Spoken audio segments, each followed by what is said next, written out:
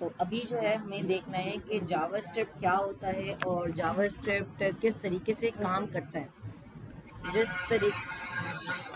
जिस तरीके से मैंने आपको पिछली सबसे शुरू में बताया था कि HTML क्या करता है, CSS क्या करता है और जावास्क्रिप्ट क्या करता है। तो सबसे पहले आप ये बताइए HTML क्या करता है। बिल्कुल सही, स्ट्रक्चर बनाने के लिए यूज होता है। CSS स्टाइलिंग के लिए यूज होता है और जावास्क्रिप्ट उसमें स्क्रिप्ट डालने के लिए, जैसे आपको वर्तमान से अलर्ट जारी कर दें कि ये आपने सही किया या गलत किया। कुछ इवेंट्स को परफॉर्म करने के लिए, किस लिए? अच्छा, इवेंट्स को परफॉर्म करने के लिए। इवेंट्स को परफॉर्म करने के लिए अस्सलाम वालेकुम किसान भाई। वालेकुम सलाम। इवेंट्स जैसे कि कोई भी क्लिक होना या कोई भी काम होना। अभी हेलो। जी जी, अभी जो है हम पढ़ रहे हैं जावास्क्रिप्ट की इंट्रोडक्शन, यानी जावास्क्रिप्ट क्या होता है और उसके अंदर कैसे काम करते हैं, उसकी फाइल्स कैसे बनती हैं, कोडिंग कैसे होती है, वो हम पढ़ रहे हैं।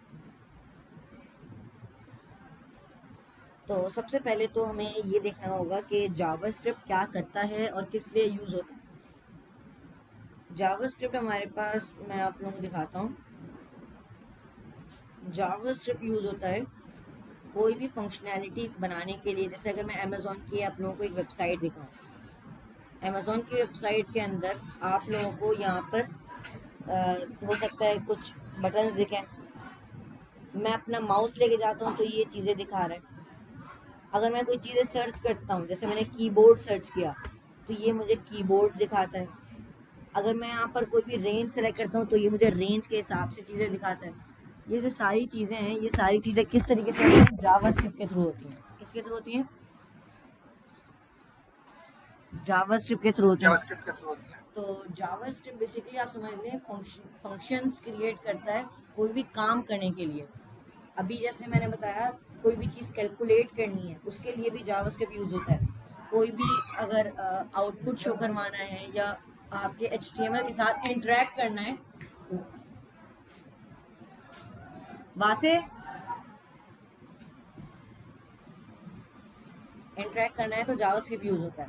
तो अभी जो है हम यहाँ पर क्या करेंगे, सबसे पहले तो जावास्क्रिप्ट आप लोगों को, जैसे आपको पता ही है कि वेबसाइट को कैसे बनाते हैं, यानी HTML की फ़ाइल कैसे बनती है, CSS की फ़ाइल कैसे बनती है। अब हमें देखना है कि जावास्क्रिप्ट की फ़ाइल कैसे बनती है। उसके लिए मैं यहाँ पर क्या करूँगा, सबसे पहले तो अपनी आगाज़ टेक का एक फ़ोल्डर ओपन करूँगा।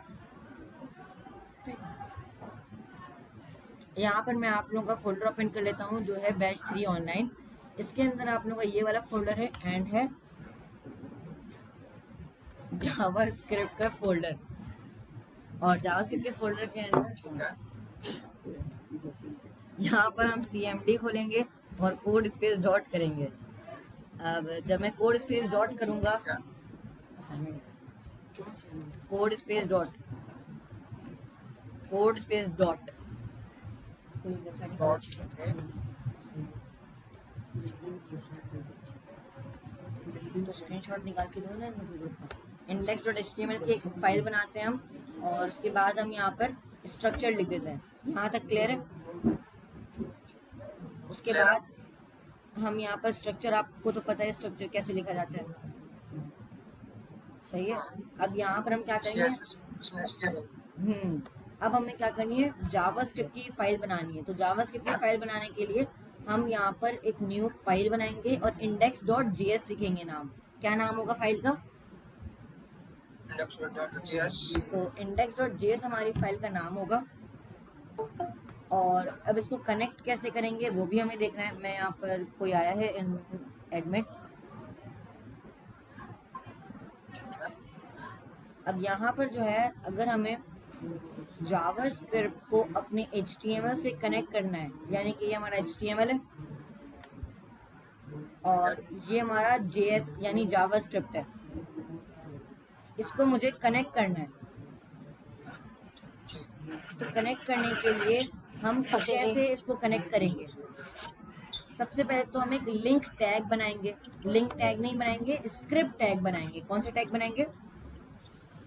टैग, स्क्रिप्ट टैग के फर्स्ट ओपनिंग टैग के अंदर SRC लिखेंगे।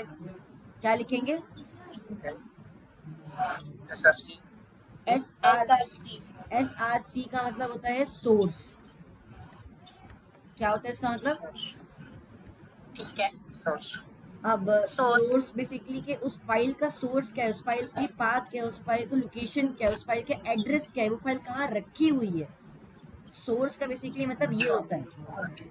अभी हमारी फाइल कहाँ रखी हुई है, इसी फोल्डर के अंदर है। और ये हमने कशान भाई, ये हमने बॉडी के अंदर लिखना है या हेड के अंदर? बॉडी के अंदर लिखना है। ठीक है। अब स्क्रिप्ट टैग के इसके अंदर मैं बताऊंगा कि कौन से फाइल के अंदर कौन सा जावास्क्रिप्ट लिखा हुआ है। तो सबसे पहले जावास्क्रिप्ट की फाइल हमारी इसी फोल्डर के अंदर है। हाँ। तो मैं यहाँ पर लिखूंगा डॉट स्लैश, क्या लिखूंगा? Dot slash. Dot slash index dot JS. इसका मतलब है इसी फाइल के अंदर इंडेक्स डॉट जेएस है। ठीक है।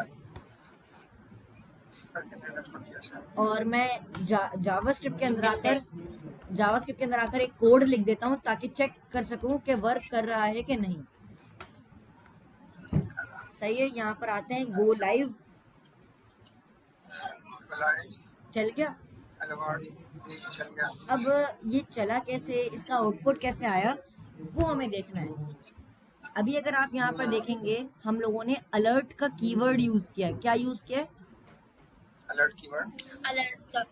अब अलर्ट का कीवर्ड क्या करता है, कोई भी वेबसाइट में इस तरीके का पॉपअप ले आता है जी।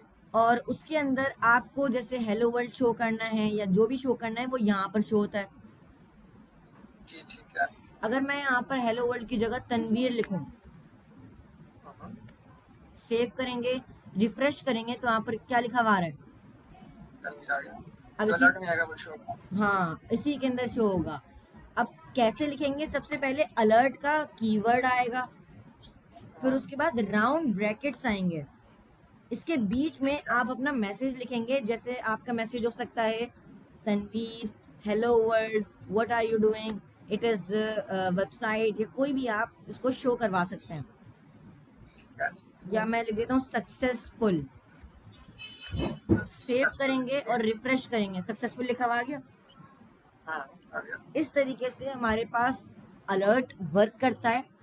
और अभी जो है हम क्या करेंगे, अलर्ट को तो हम लोगों ने देख लिया, लेकिन अभी हम लोग को ये देखना पड़ेगा हम जावास्क्रिप्ट किस तरीके से, कौन से बुक से पढ़ रहे होंगे। कौन से बुक से हम पढ़ेंगे?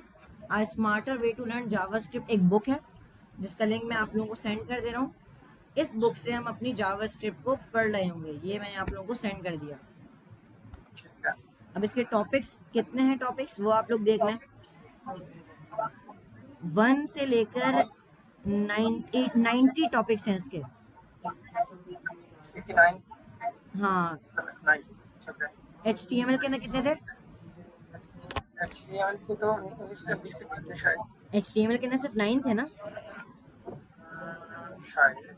ये देखे ना, ये रही ducket.pdf, और ducket.pdf के अंदर एक्सक्यूज मी किसान भाई, HTML CSS सब पे कंप्लीट होगी? जी। जी हो गई पहले। ओके।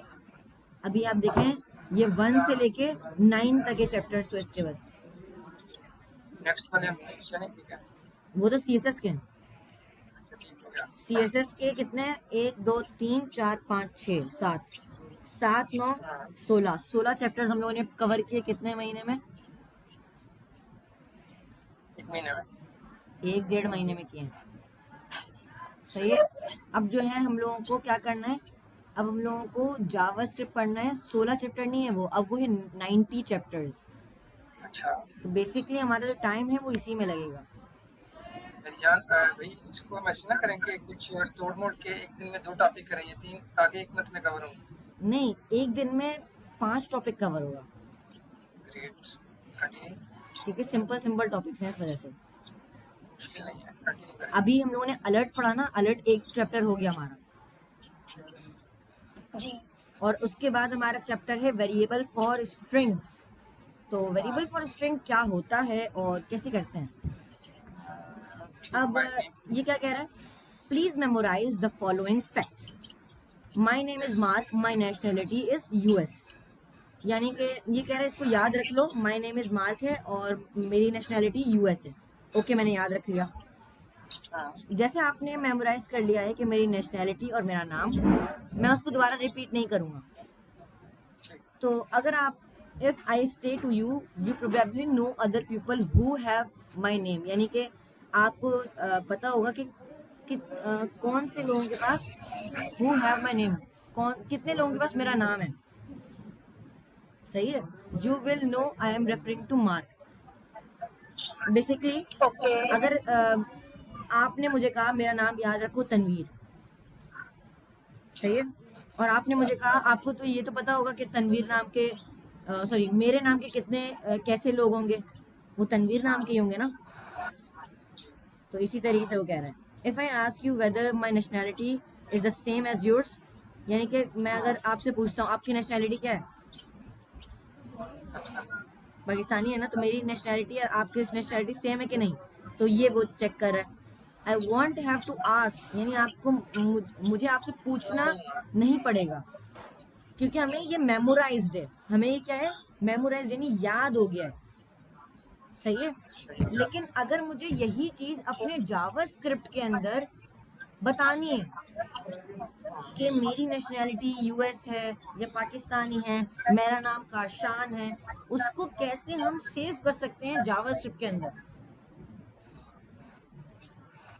हमें उसे क्या करना है, जावा स्क्रिप्ट के अंदर सेव करना है। क्या करना है, करना है जावास्क्रिप्ट में सेव मेमोराइज। करना सही बताया। तो जावा ठीक हो स्क्रिप्ट गया। के अंदर सेव करने के लिए हम बनाते हैं वेरिएबल्स। हम क्या बनाते हैं, वेरिएबल्स। और वेरिएबल वेरिएबल और मैंने एक्सप्लेन किया था वेरिएबल क्या होते हैं। Variable are like containers. Variable हाँ किसकी तरह होते हैं, कंटेनर्स के लिए होते हैं जिसमें अब कंटेनर्स जैसे आप उसके अंदर कोई भी चीजें सेव करते हैं, जैसे कंटेनर के अंदर आप चावल, चीनी, कोई भी चीजें, दाल वगैरह सेव करते हैं, तो वो एक कंटेनर के अंदर सेव कर रहे हैं ना। हाँ वही चीज जी जावा स्क्रिप्ट में हम वेरिएबल के अंदर सेव करते हैं। ठीक है वेरिएबल सेव कर लें। तो अब वेरिएबल लिखते कैसे हैं वो आप देखें। वेरिएबल इस तरीके से लिखते हैं, वॉर ए इक्वल्स टू 9। किस तरीके से लिखते हैं, वॉर ए इक्वल्स टू 9। अब इनमें जो चीजें हैं, सबसे पहले वॉर, वॉर क्या है, वेरिएबल की टाइप। यस यस ए क्या है, वेरिएबल का नाम। वेरिएबल का नाम कुछ भी हो सकता है, काशान, तनवीर, नेम, कुछ भी हो सकता है। ठीक है और ये क्या है, equals to assignment operator. Equals to क्या है यहाँ पर, असाइनमेंट ऑपरेटर। और साइलेंट ऑपरेटर और ये जो 9 है ये क्या है, डेटा है। ठीक है असाइनमेंट सही आ है। गया। तो इस तरीके से आपका वेरिएबल बनता है। मैं यहाँ पर लिख के दिखाता हूँ, वॉर ए इक्वल्स टू 2, ये बन गया एक वेरिएबल। यानी कि ए के अंदर हम लोगों ने क्या सेव कर दिया, 2 सेव कर दिया हम लोगों ने। टू बिल्कुल सही। अब अगर मैं अलर्ट करता हूँ ए को, मैंने किसको अलर्ट किया अभी, एक तो क्या अलर्ट होना चाहिए, तो वो टू वहाँ पे प्रिंट होगा बिल्कुल सही, 2 अभी अलर्ट होगा। आप ना एक माइक बंद करें, क्योंकि ना दोनों आवाज से दोनों आवाज आ रही है, इस वजह से। चलिए ठीक है, मैं ना वो यहाँ वेदर ठीक नहीं था, इस वजह से मोबाइल से जी जी, कोई मसला नहीं है। अब आप देखिए इसका आंसर क्या आ रहा है, 2 आ रहा है। तो इस तरीके से ये वर्क कर रहा है, यानी कि 2 शो कर रहा है। यानी वेरिएबल में उसने स्टोर कर दिया, बाद में उसने यूज कर लिया। तो ये तो था वेरिएबल फॉर नंबर्स। ये किस लिए था, नंबर के लिए। किसके लिए है, नंबर्स के लिए। नंबर के लिए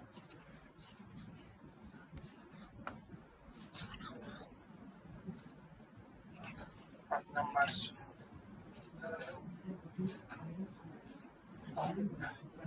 क्रिएटिव मोड में, सर्वाइवल में। सही है। अब जो है हमारे पास, हम लोगों ने अलर्ट कर दिया ए को, तो उसने उसकी वैल्यू सेव कर दी। ये जो था ये था नंबर्स के लिए। किसके लिए था, नंबर्स के लिए। नंबर के लिए अब हमें बनाना है स्ट्रिंग के लिए। किस लिए बनाना है, स्ट्रिंग के लिए तो स्ट्रिंग के लिए कैसे बनाते हैं? सबसे पहले तो वॉर वेरिएबल वॉर, नेम उसके बाद इक्वल्स टू, और मैंने लिख दिया कोटेशन, सॉरी कोटेशन, ओके और इसके अंदर मैं लिख देता हूँ काशान। अब कोटेशन के अंदर जो भी आप लिखते हैं वो स्ट्रिंग कहलाता है। क्या कहलाता है? स्ट्रिंग क्या था यानी कि आपने कोटेशन के अंदर 1 भी लिखा ना, वो स्ट्रिंग कहलाएगा। हाँ यानी नहीं, एक्सक्यूज मी, यहाँ पे तो अगर वन भी लिखेंगे तो वो फिर भी स्ट्रिंग ही कहलाएगा। क्योंकि वो कोटेशन के अंदर है, अगर आप कोटेशन के बाहर रखेंगी तो फिर वो नंबर कहलाएगा। ठीक हो गया ओके, सही है। अब स्ट्रिंग, ये आप लोगों को समझ आ गया, स्ट्रिंग ये है और नंबर वो है। ठीक है ठीक अब है। यहाँ पर मैंने क्या किया, वॉर नेम इक्वल्स टू 1, इसकी जगह मैं लिख देता हूँ काशान, और मैं ठीक है अलर्ट करवाता हूँ नेम को। किसको अलर्ट करवाता हूँ? नेम को नेम और वहाँ पे निशान शो होगा। बिल्कुल सही, काशान शोर है। ये चीज आप लोगों को समझ आ गई कि डाटा कैसे सेव होता है। ये डाटा था स्ट्रिंग के लिए। ये डाटा किसके लिए था? स्ट्रिंग के लिए स्ट्रिंग के लिए।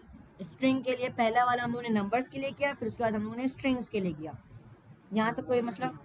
ठीक हो नो, गया अब जो है हमें देखना है वेरिएबल फॉर किस लिए है, चेक कर लेते हैं। हाँ, वेरिएबल फॉर नंबर्स भी हो गया, वेरिएबल फॉर स्ट्रिंग्स भी हो गया, यानी 3 चैप्टर्स हम लोगों ने कवर कर लिए। ठीक है ठीक है। अब जो है हम थोड़े से मैथ एक्सप्रेशंस की तरफ बढ़ते हैं। किसकी तरफ बढ़ते हैं? अब मैथ एक्सप्रेशंस क्या होते हैं और उसके साथ कैसे काम करते हैं वो देखिए। मैथ एक्सप्रेशंस जैसे कि प्लस, माइनस, मल्टीप्लाई, डिवाइड और भी सारे, ये इसको हम मैथ एक्सप्रेशंस कहते हैं। क्या कहते हैं? एक्सप्रेशन मैं इन्हीं दो, बताओ किसी का नहीं। उसको कोडिंग करने दो।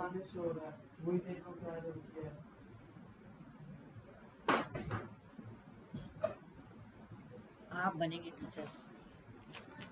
सही है। अब यहाँ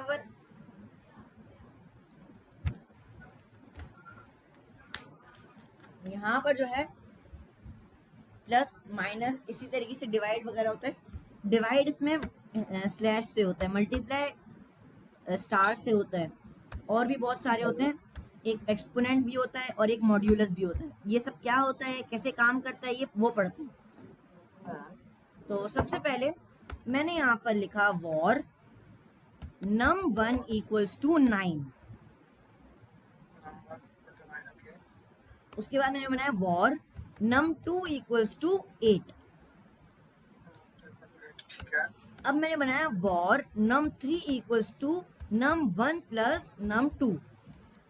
इसका आउटपुट क्या होगा? अलर्ट अगर मैं num3 को करवाता हूँ, इसका आउटपुट क्या आना चाहिए? 18 ये प्लस हो जाएंगे 17 17। 17, बिल्कुल सही, यानी कि ये दोनों प्लस हो जाएंगे। अलर्ट भी जारी हो गया साथ जी, क्योंकि मैंने अलर्ट लिख दिया ना नीचे। ठीक है जी जी, अब अगर मैं इसको करता हूँ माइनस, क्या तो हुआ? 1 आ जाएगा। बिल्कुल सही।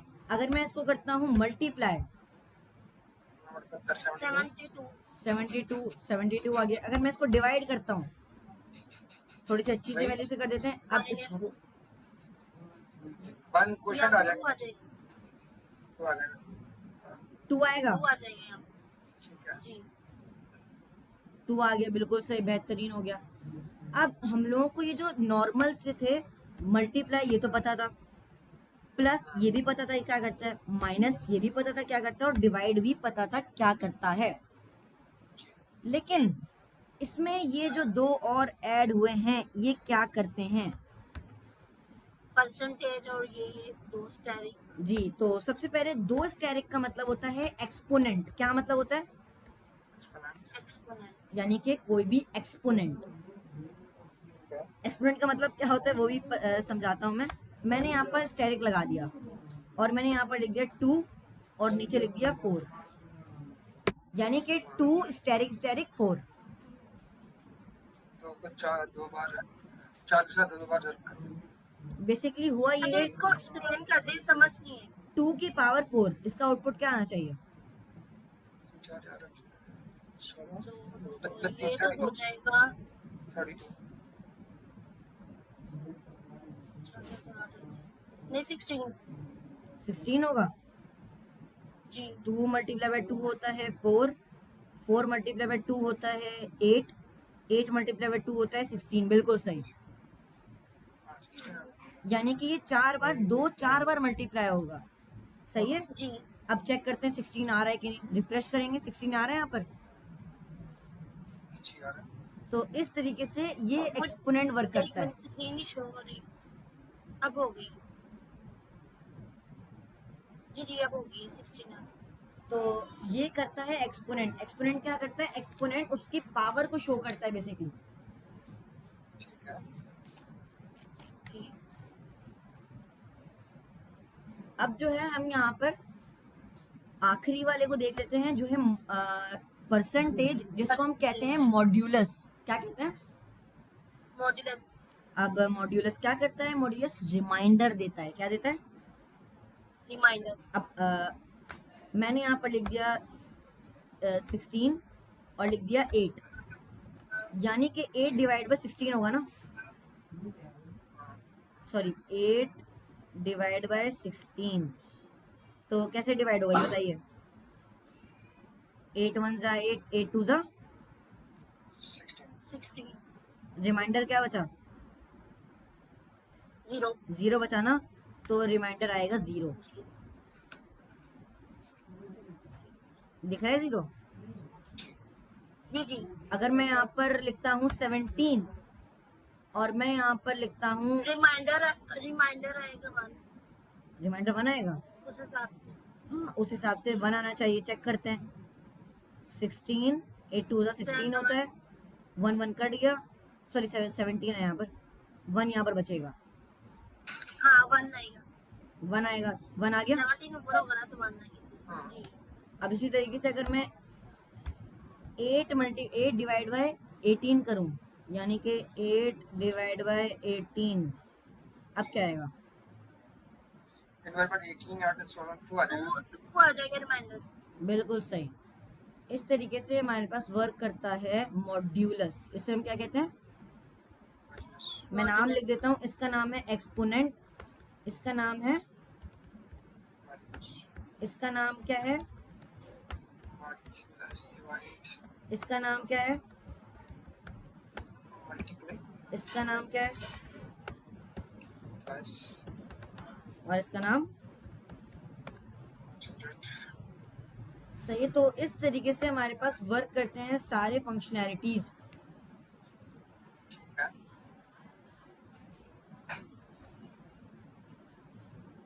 यहाँ तक कोई इशू?